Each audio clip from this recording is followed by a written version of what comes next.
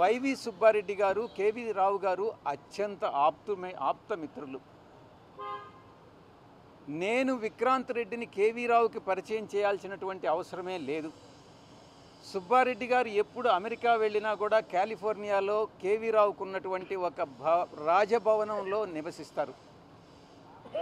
అలాంటప్పుడు నేను విక్రాంత్ రెడ్డిని కేవీ రావుకి పరిచయం చేయాల్సిన అవసరం లేదు.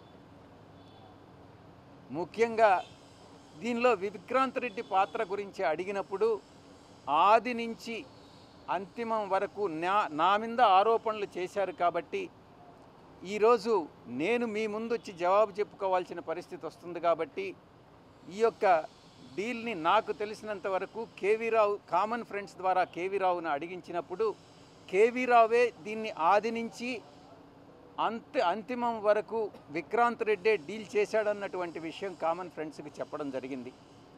ఆ విషయాన్నే నేను సిఐడి వారికి చెప్పాను. ఆది నుంచి అంతం వరకు విక్రాంత్ రెడ్డి ఈ యొక్క డీల్ని చేశాడు, సాయి రెడ్డిని వేరే అధికారి ఆయన పేరు ఇంక్లూడ్ చేయమంటే చేశాను అన్నటువంటి విషయాన్ని కేవీ రావు చెప్పడం జరిగింది. దాన్నే నేను సిఐడికి కూడా చెప్పాను. ఇక ఆడిట్ ఫర్మ్స్కి సంబంధించి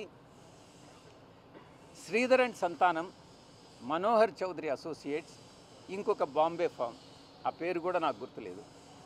శ్రీధర్ అండ్ సంతానం వాళ్ళు మీ పేరు చెప్తున్నారో అని నేను ఒకటే చెప్పాను, ఎవరైతే మీకు చెప్పారో వాళ్ళని వెంకటేశ్వర స్వామి సాక్షిగా చెప్పమనండి. శ్రీధర్ అండ్ సంతానం నాకు తెలీదు.